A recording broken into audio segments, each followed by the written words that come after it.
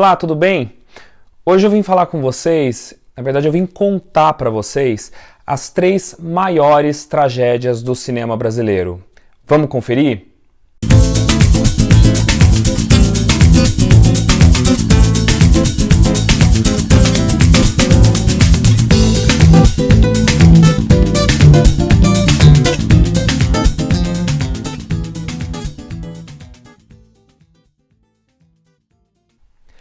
Bom, a primeira tragédia do cinema brasileiro, e eu chamo tragédia de maneira dramática mesmo, porque foram pontos da história do cinema brasileiro que muito tristes ou que foram frutos de muito esforço frustrado. A primeira tragédia do cinema brasileiro é lá no começo, nos anos 10, mais especificamente entre 1907 e 1911.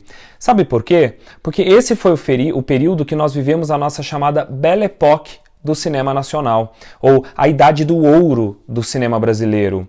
Esse foi um momento, o único momento do cinema nacional em que houve uma frutífera aliança entre produtores e exibidores. Aliás, às vezes muitos deles eram as duas coisas ao mesmo tempo. Isso fez com que tivesse havido uma série de bons filmes, boas produções, que circulavam muito bem nas salas de cinema, aproveitando, inclusive, que a capital do país, o Rio de Janeiro, tinha estabilizado o seu fornecimento de energia elétrica e, portanto, isso propiciou um surgimento maior de salas de cinema. Mas por que isso é uma tragédia? Porque a nossa idade de ouro, ela aconteceu muito cedo. E ela nunca mais se repetiu, não daquela forma. Porque logo depois, os estúdios americanos, eles se reorganizam, eles nascem, se organizam e eles abrem escritórios no mundo inteiro das produtoras e que fora dos Estados Unidos são chamadas de distribuidoras. E estes escritórios organizam, né, toda a forma de produção e de distribuição dos filmes americanos e fez com que, na grande maioria do século XXI, nós precisássemos passar por esse intermediário, que são os distribuidores, para, digamos, desovar, levar as nossas produções para o mercado exibidor. Ou seja, não havia um fluxo direto. Isso é muito ruim.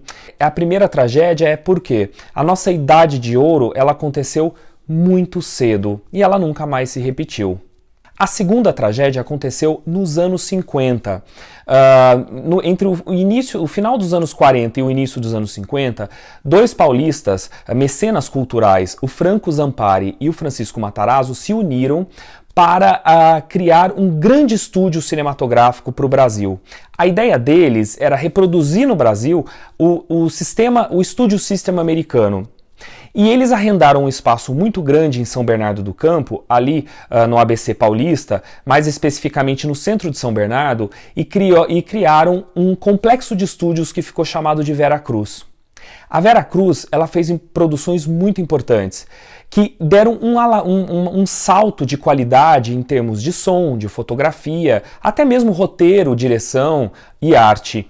O cinema brasileiro estava alcançando um novo patamar e isso foi muito bacana. O problema é que grande parte dos filmes da Vera Cruz não conseguiam ficar mais de um final de semana nas salas de cinema. Então a empresa ela começou a se endividar muito rapidamente, mesmo produzindo bons filmes. Afinal, qual foi essa segunda tragédia? A segunda tragédia é do episódio do lançamento do filme O Cangaceiro, do diretor Lima Barreto.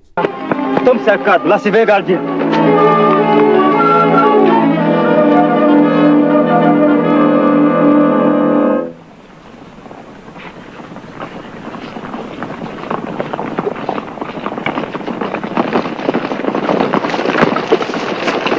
Boa tarde, seus moços.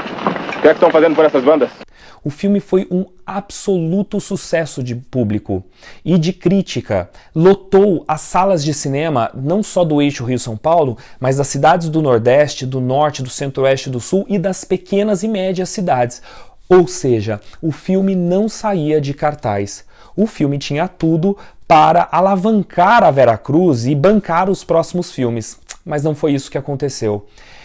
A Vera Cruz mesmo, ela acabou faturando muito pouco, e tem gente que diz que quase nada, com o seu maior sucesso de bilheteria. Por quê? Porque ela já estava tão endividada na época do lançamento do filme que ela vendeu os direitos para a Columbia Pictures e ela acabou não faturando quase nada do seu maior sucesso de bilheteria.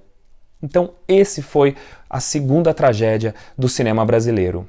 A terceira e última tragédia, pelo menos por enquanto, e esperemos que não haja mais, aconteceu entre o final dos anos 80 e os anos 90, quando o recém-presidente eleito Fernando Collor de Mello decide extinguir o Ministério da Cultura, e com isso vai tudo embora, a Embrafilme e todos os órgãos reguladores e financiadores do cinema brasileiro. Ele, na verdade, apenas deu o tiro de misericórdia, porque a própria Embrafilme, que era responsável pelo financiamento, produção, etc., toda a regulação do cinema brasileiro, ela já estava sendo criticada muito, até pelos próprios cineastas nos anos 90. Então ele deu o tiro de misericórdia, mas isso foi uma grande tragédia, porque com o fim do Ministério da Cultura, acaba o ciclo de produção do cinema nacional que vinha nos anos 80 muito bem de bilheteria. Até pouco tempo atrás, as maiores bilheterias do cinema brasileiro eram dos anos 80, filmes dos Trapalhões e o famoso Dona Flor e seus dois maridos, né, que vem dos anos 70. Então nós estávamos vindo num bom ciclo que foi brutalmente interrompido. Ou seja, estudantes de cinema e até profissionais já formados e com experiência não tinham onde trabalhar. Muitos foram trabalhar com publicidade ou com televisão, ou foram trabalhar fora, ou desistiram da carreira. Até esse trauma passar, demorou bastante. Você interrompeu um ciclo, isso é muito ruim, porque o cinema nacional brasileiro, assim como a cinematografia de grandes partes do mundo, depende de uma intervenção do Estado, seja por meio de financiamento, leis de incentivo à cultura, etc. e tal, para regulamentar esse mercado que é muito dominado pelo cinema norte-americano. Quando isso acaba, o cinema fica à deriva, e a produção brasileira quase chegou a praticamente zero no ano de 1993, mesmo sendo um ano em que já havia se reinstaurado o Ministério da Cultura, porque o Collor já havia saído do governo.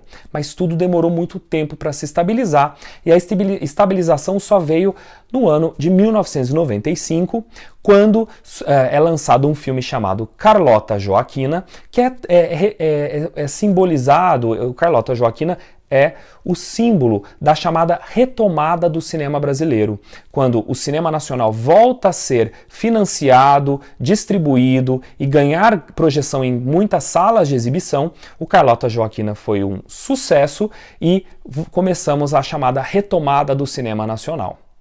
Só que a retomada é assunto para outro episódio. Espero que você tenha gostado. Até a próxima!